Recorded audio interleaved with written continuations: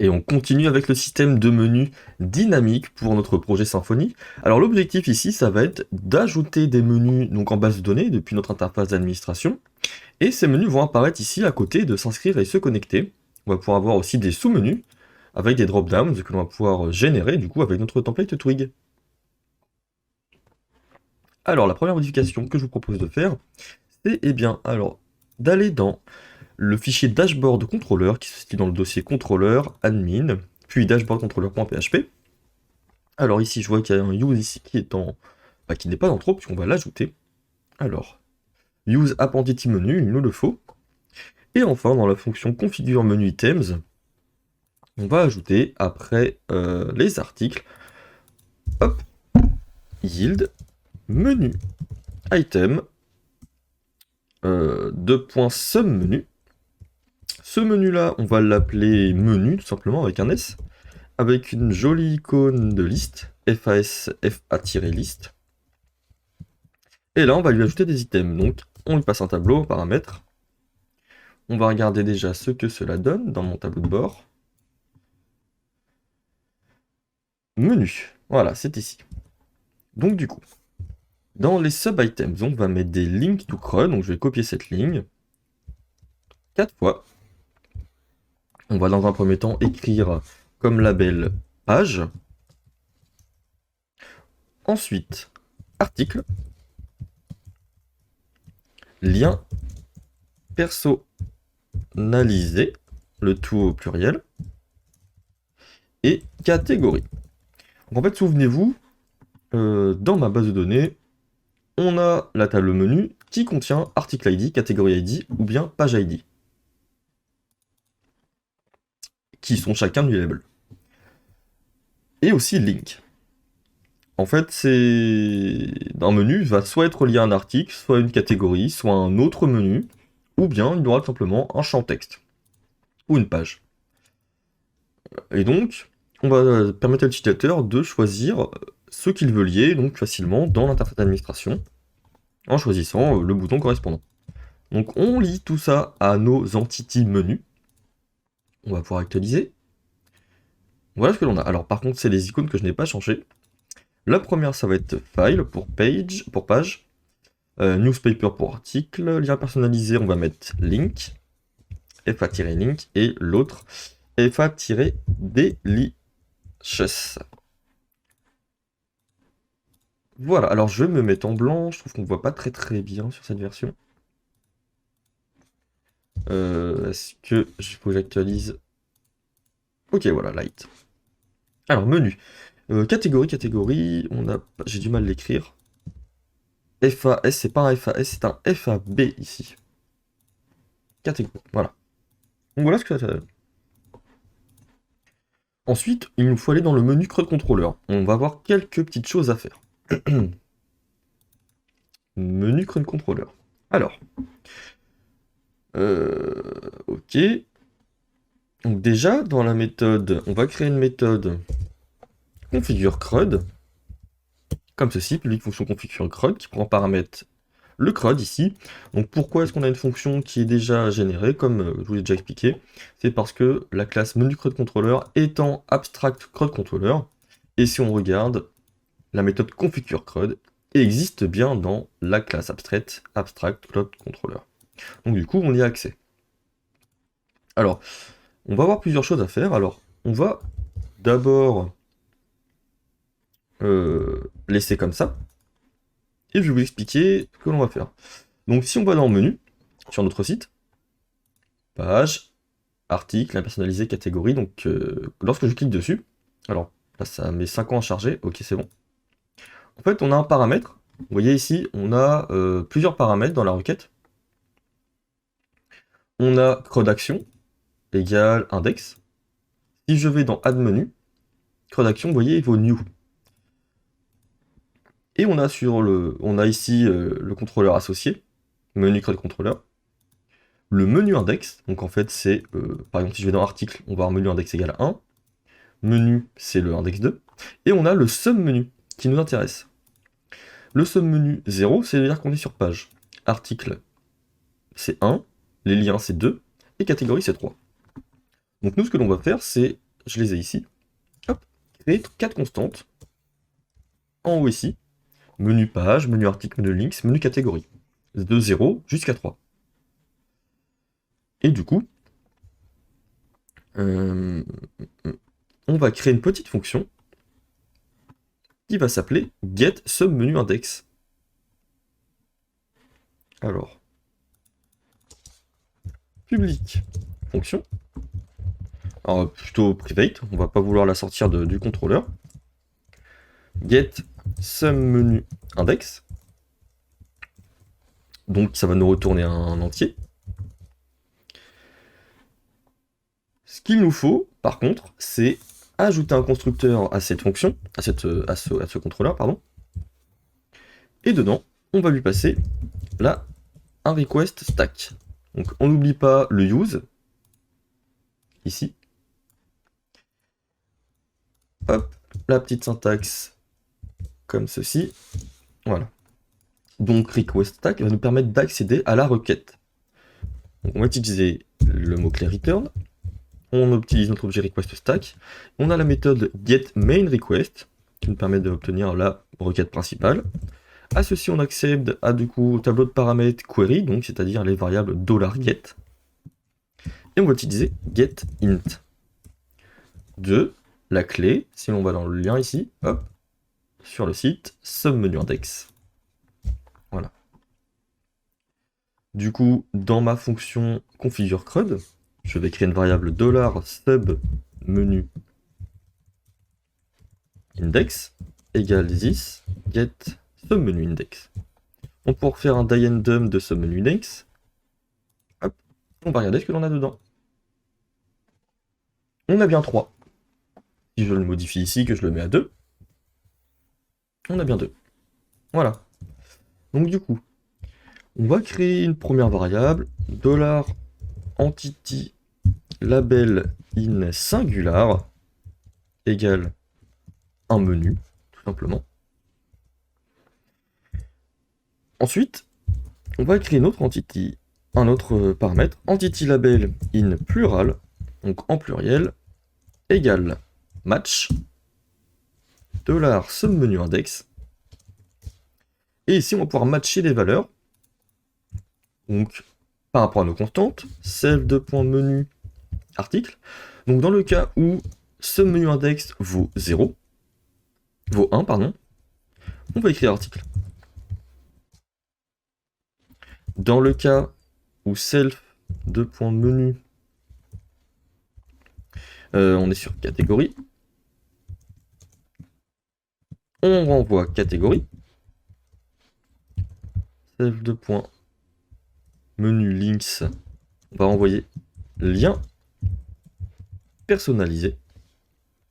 Vous allez voir après ce que l'on va modifier. Alors ensuite, on va utiliser le mot-clé default. Dans le cas où le subMenuIndex n'est dans aucun des 3 cas précédents, s'il n'est ni 1, 3 ou 2, alors on renvoie page. Donc là, ce que l'on fait, c'est que l'on utilise notre objet CRUD.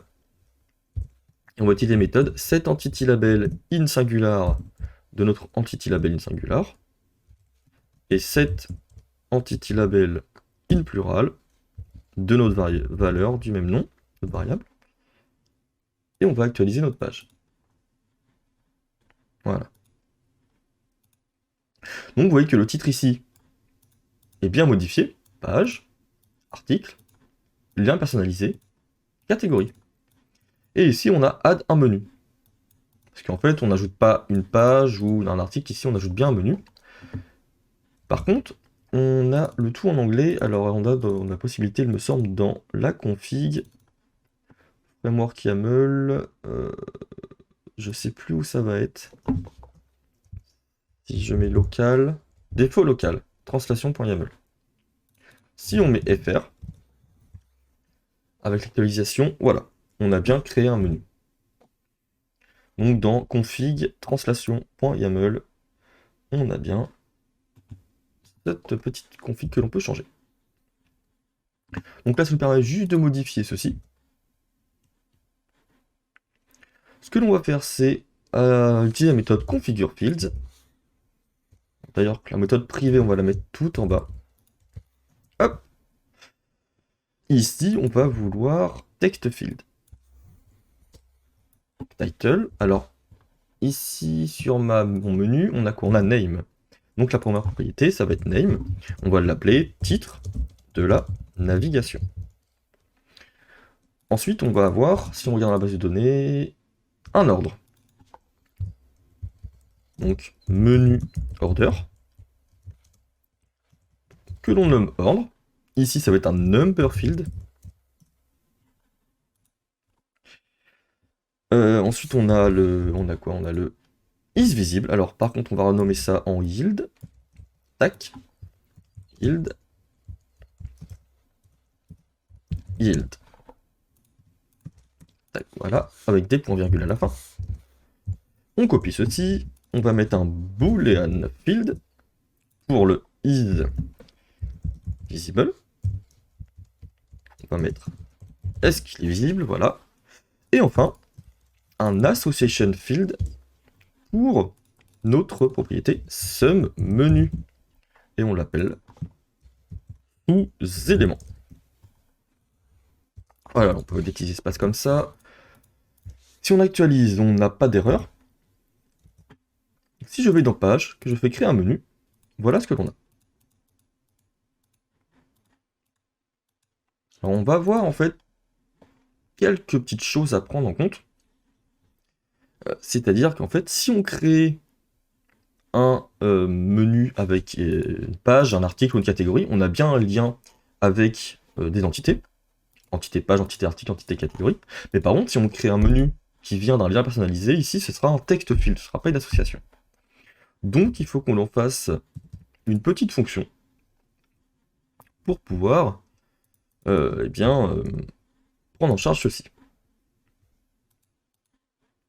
Alors, on va créer une fonction getField from submenu index.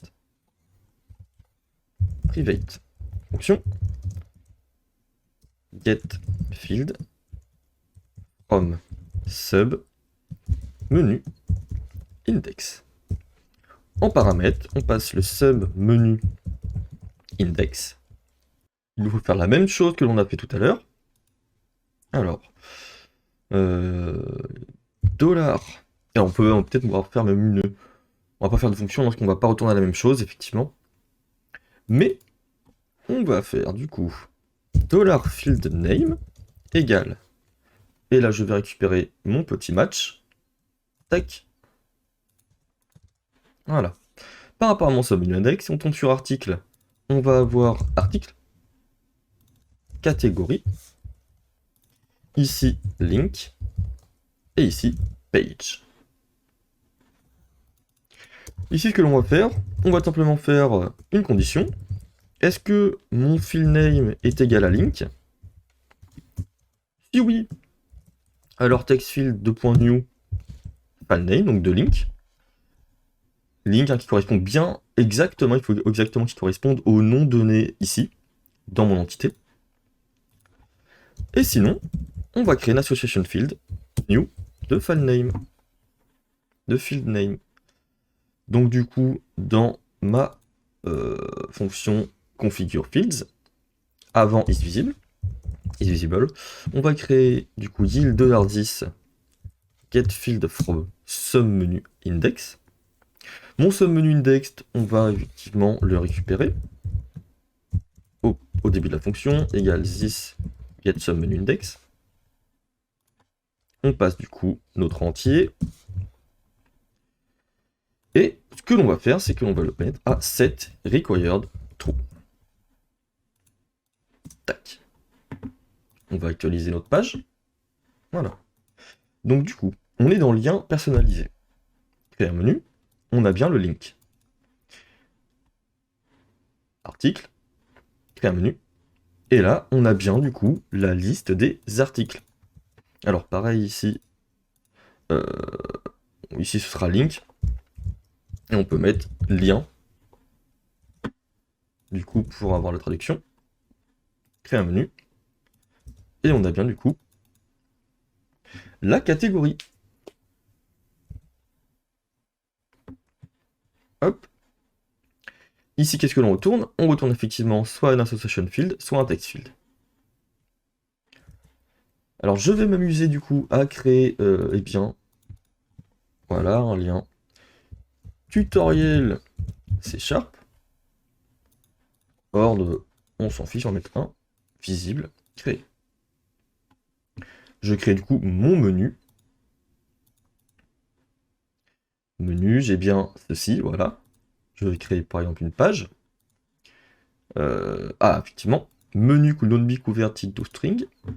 Donc, il nous faut créer la méthode toString dans menu. Tout en bas, toString. Et ici, on va faire un return this the name. Hop. On retourne sur notre site. Très bien.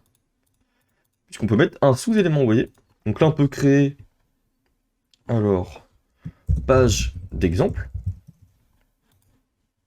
Alors, page d'exemple, non, effectivement. On n'a pas ajouté la possibilité encore de créer de pages, donc on va pas pouvoir le faire. Par contre, on va le faire avec les articles. Mon article, voilà l'article, un article sur Symfony, ordre 2. Créé. Ok. Dans un lien personnalisé, on peut mettre par exemple un dièse. On appelle ça tutoriel. Et en fait, on va prendre le sous-élément tutoriel C#, créé. Ok. Donc là, on a plusieurs menus. On a dans la table menu même, du coup, nos sous-menus. Tutoriel C# qui est référence à tutorials. Bon, le problème, c'est que du coup, quand on se balade, on a toujours le même résultat. Donc, on va modifier ceci. On va faire en sorte que si on va dans le lien personnalisé, on n'ait que les liens. Si on va dans catégorie, on n'ait que les catégories de menus. Donc pour ça, on va dans menu creux de contrôleur. Et on va override la fonction create index query builder. Donc, create index query builder. En fait, c'est la fonction qui permet de générer la requête qui va rechercher bien tout ce résultat-là. Donc on fait de même, on récupère le submenu index, et du coup, on va récupérer hop, notre menu repository, et on va créer une fonction. Menu repo. Donc une fois menu repository dans mon constructeur, je peux aller dans ce menu repo. Hop. Alors add remove, là je ne vais pas m'en servir. Je vais créer une fonction, public fonction, get index query builder, en prenant un paramètre, une chaîne de caractères que l'on va appeler field. Alors, et ceci en fait, on va l'appeler dans notre create index query builder, return $this menu repo, get index query builder,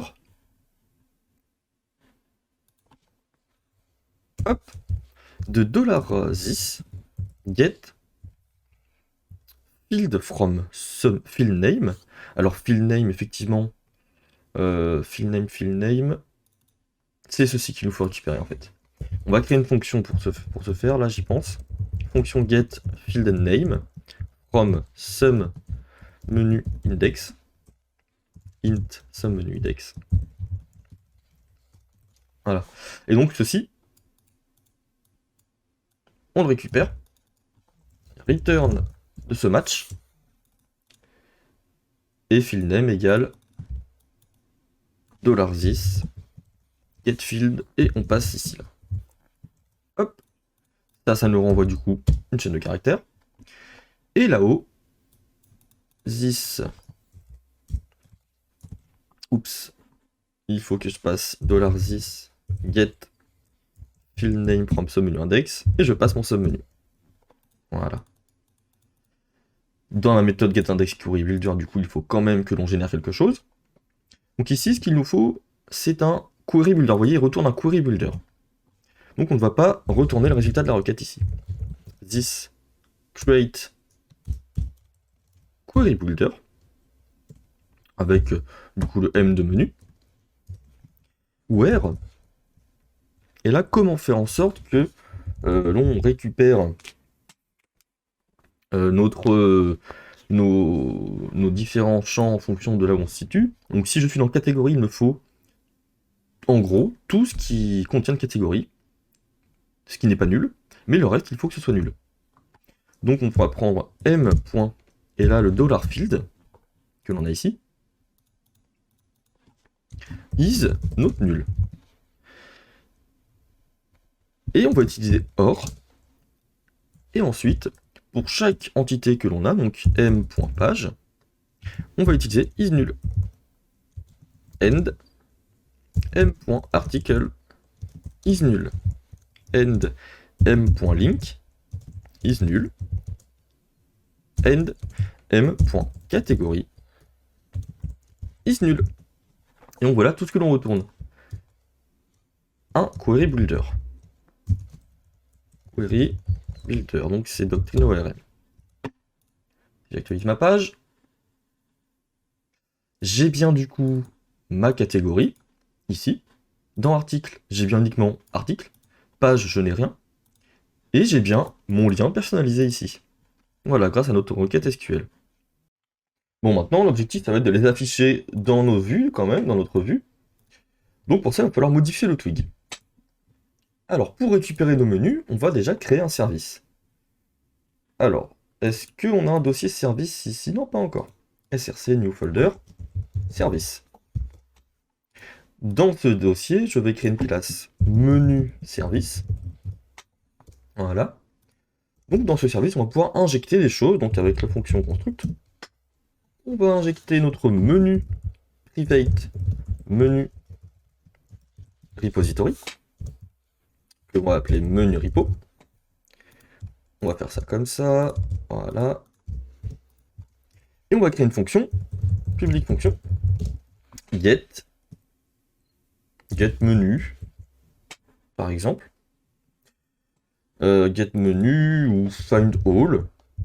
Ça va être ça le but. Donc du coup, dans notre menu repository, on va créer une nouvelle fonction. Public fonction find all for twig. Voilà. On va return du coup le résultat d'une requête. Create query builder m. Qu'est-ce qu'on veut nous? On va voir tous les menus qui sont visibles. Donc where m.visible égale true. On va les order par notre m.menu order, hein, le champ dédié à faire de l'ordre de nos menus. On va utiliser getResult. Voilà. On va pouvoir dire que ça retourne un array,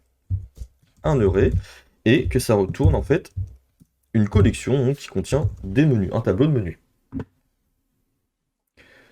Ce menu service, il nous faut l'injecter en twig. Alors, déjà dans la méthode findAll, on va utiliser return this menu repo findAll for twig. Et on va indiquer que ça retourne un array. Et de même, return menu comme ceci. Qui n'a pas été injecté déjà, voilà. Hop, on fait un use. Dans notre fichier twig.yaml, on va pouvoir ajouter une clé globale. Alors, global ou global avec un S, je ne sais plus trop. Menu service, deux points. On va mettre app slash service slash menu. Alors, est-ce que c'est comme ça? C'est ça, oui. App slash service slash menu service. Donc, dans mon fichier base, on va aller tout en haut. Et on va utiliser set menu égale menu service point find all. On va actualiser la page. Et on a ce qu'il faut. Donc si on fait un dump, on a ce qu'il faut, on n'a pas d'erreur. De menu. On devrait avoir ici, hop, un menu. Tutoriel C#. Ok. Alors, where mvp is true, effectivement. On a dû faire des menus qui ne sont pas visibles. Voilà, article, lien personnalisé, tac. Ok. Alors pareil, comme ici, on a la liaison avec tutoriel qui a un sous-menu, on ne va pas vouloir l'afficher. Du coup, ce que l'on va faire, ça va être, alors, dans base.html.twig, dans mon container, hop, on a ici le menu du coup s'inscrire, se connecter. Donc ça, on va vouloir mettre ça à côté. Et ici, on va faire un for menu in menu. Oula. Voilà, dans notre boucle for, on va pouvoir créer nos éléments. Tac. Premièrement, on va gérer les menus qui ont des sous-menus. Donc if menu, .submenu, .count est supérieur à 0, on va faire un traitement. Ensuite, ça va être le cas où on a un menu qui n'a pas de submenu, et le endif. Donc s'il a un menu, s'il a des submenus, on va utiliser un drop-down. Alors, drop-down, on a déjà l'exemple quelque part dans le code. Voilà, drop-down ici. On va copier ça. Par contre, on va regarder, alors ça on n'en a pas besoin. Div class drop-down nav link light. Link light. Drop-down toggle, c'est OK. On va utiliser un href dièse. Ici, on va mettre menu.label, menu.name. Hop. Et du coup, ici, dans le drop-down menu, on va faire un for submenu in menu.submenu. Et forcément, pour chaque sous-menu, on va créer une balise LI.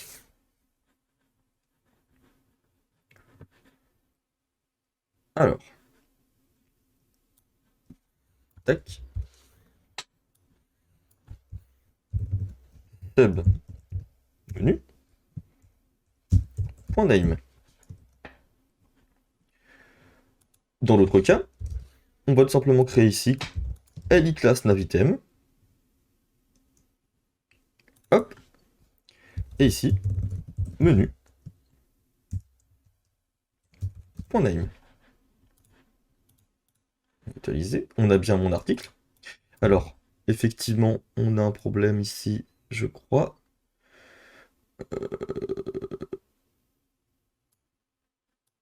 Et du coup, forcément, l'aria label est donc on s'en fiche. Le link light, est-ce que c'est une bonne idée? Non. Ici, sont comment? Texte dark.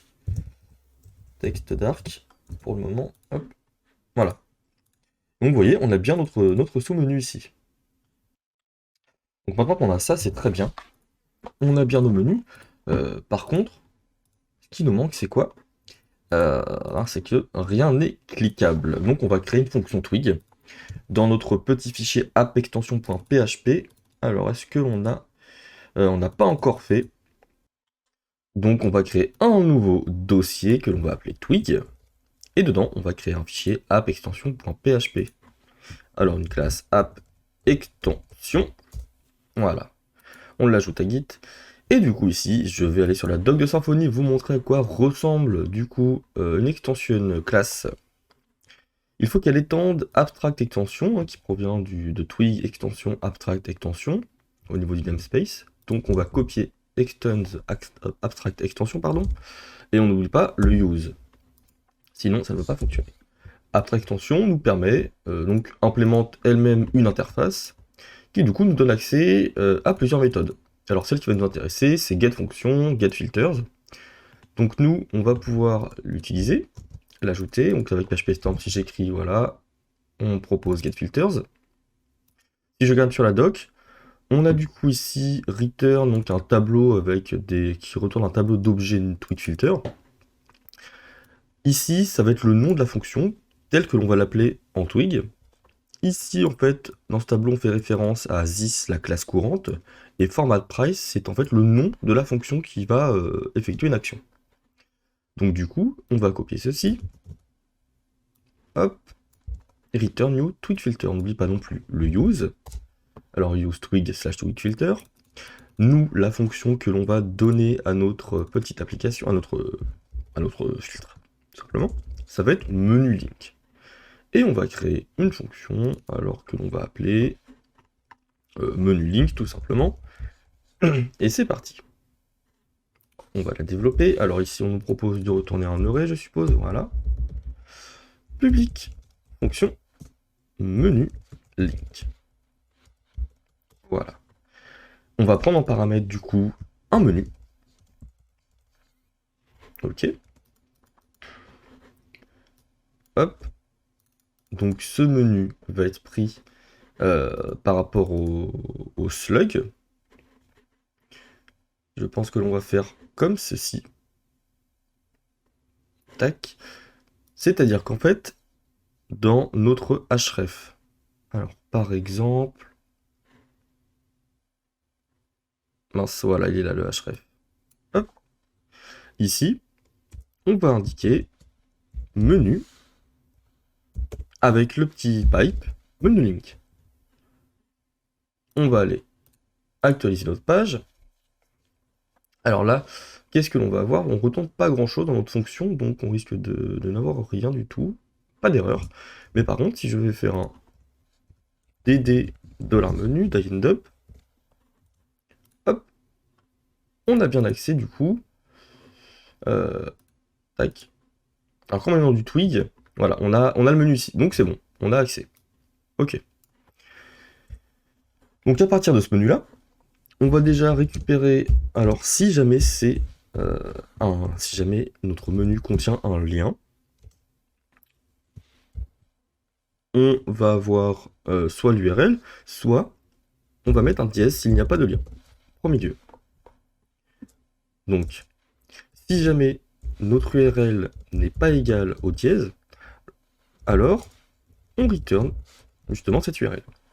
Alors cet opérateur va permettre de vérifier que la valeur de menu getLink n'est pas nulle. Sinon, si elle est nulle, on va mettre un dièse. Ici, ensuite, on vérifie si l'URL n'est pas égal à un dièse, ça veut dire que, eh bien, il y a effectivement un lien, alors on retourne ce lien. Alors, sinon, on va return onChain vide. Au moment, hop, on va regarder ce que l'on a dans nos menus. On doit avoir effectivement rien. Ici, vous voyez, on a le dièse, on arrive bien ici, puisque le menu n'a pas de lien. Par contre, si je vais dans le tutoriel, alors, je ne l'ai pas ajouté dans mon base.html.tweak, dans mon if menu submenu.count, ici on a le href. On va faire de même, on va marquer hop, menu, oups, menu, tac, menu, link. Voilà. Ok. Dans les submenus, il me semble qu'il faut faire pareil. Hein. Href égale submenu, menu, link. Ok. Alors, même au niveau de ceci, en fait, je ne suis pas sûr qu'on va le rendre cliquable, finalement. En fait, il faut toujours mettre un dièse. On va partir du principe, nous, dans notre site, que ce n'est pas cliquable, puisqu'il faut que ça puisse déplier les sous-menus. Donc ici, si l'on regarde le tutoriel, hop, tutoriel C#, donc il a bien un dièse. On va zoomer ici, ok. Donc dans mon app extension, on va gérer les autres cas. Premièrement, par exemple, si on a un article. Article égale $menu get article. Si jamais on a un article, si ce n'est pas nul, hop, on va utiliser la route. Donc si je vais dans contrôleur, article contrôleur, la route qui permet de visualiser un article, c'est la route article show. Le slug, ça va être $article get slug. Et à la fin, donc je vais d'abord créer un constructeur pour injecter le route interface, le routeur interface. Private routeur interface. Donc on injecte notre routeur pour pouvoir générer des routes à la volée. Return $10 routeur generate. Et là, on va utiliser du coup name. Et en paramètre, slug, $slug. Voilà. C'est dans le cas où on a un article. Ensuite, on peut vérifier si jamais on a une catégorie. Égale $menu get catégorie. Alors tout ceci, on peut aussi le placer tout en haut. Hop. $page égale $menu get page aussi. On va copier ceci. If $catégorie. If $page. Alors normalement, si on a bien fait les choses, ça va être simplement être catégorie show. Page show, mais on n'a pas encore fait ce système-là. Donc on verra ça plus tard. Hop. $page, get slug. Catégorie, get slug. Voilà, donc on a à chaque fois notre variable qui est définie ici. On va pouvoir actualiser la page et on va voir ce que cela donne. Donc si jamais je clique sur mon article, ça me redirige bien vers l'article que j'ai défini. Tutoriel C#. On se retrouve bien sur notre tutoriel C#. Donc c'est parfait. C'est parfait, c'est parfait.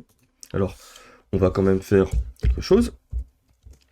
Prévention. Si jamais on n'a pas de nom, si jamais en fait nos variables $name et $slug ne sont pas définies, donc avec is7, eh bien, on return. Voilà, ceci. Alors d'ailleurs, on va retourner URL, qui lui est dans tous les cas défini. Hop. Ok. Donc là, c'est plutôt nickel. Le menu, on n'a pas fait effectivement le lien du menu. Donc pour ça, on va créer une fonction pour générer une URL depuis du coup l'interface d'administration d'EasyAdmin. Alors là, ce qu'il va falloir faire, on a une fonction twig EA-URL qui est développée par EasyAdmin, mais on va faire plus simple en fait pour notre contexte. On va créer du coup après getFilter donc que l'on a développé ici, dans notre app extension, on va prendre getFunction.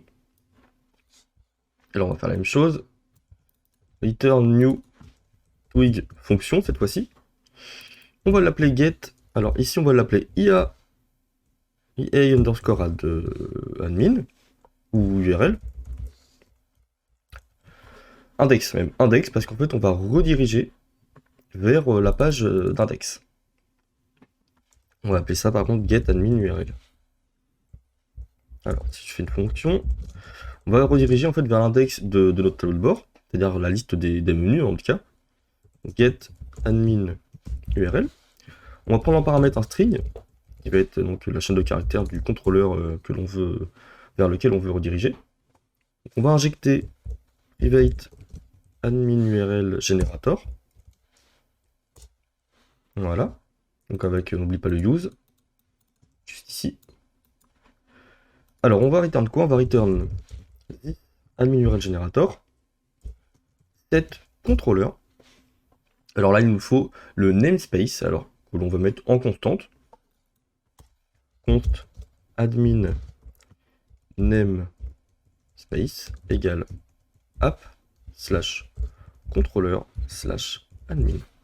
Donc là, c'est ce que l'on a. Si je vais dans admin, menu code contrôleur par exemple, on a bien le namespace ici qui est défini. Donc c'est celui-ci qu'il nous faut. Alors ça, je vais le fermer, Ok. Donc admin namespace, set contrôleur, self de point, admin namespace. Ensuite, ce qu'il nous faut faire, c'est du coup utiliser l'opérateur de concaténation. On peut mettre directory separator, on va pas mettre celui-là. Quoique ça peut marcher, ça devrait marcher. Point $contrôleur pour spécifier le contrôleur sur lequel on veut atterrir. On va faire ça. Ici, on va retourner string. Menu link, pareil, string. Et get functions array. Donc on va tester ça. EA URL. Comment on l'appelait? Index, pardon. Avec, ici, menu, CRUD, contrôleur. Le nom, ici, du menu du contrôleur. On actualise notre page. Et si je clique sur menu, on est bien redirigé vers notre menu. Alors avec le premier menu qui est page. Et donc après on verra le système de médias pour ajouter des images à nos articles. On a encore pas mal de choses à voir comme le système de connexion, le système de pagination, les options. Donc voilà.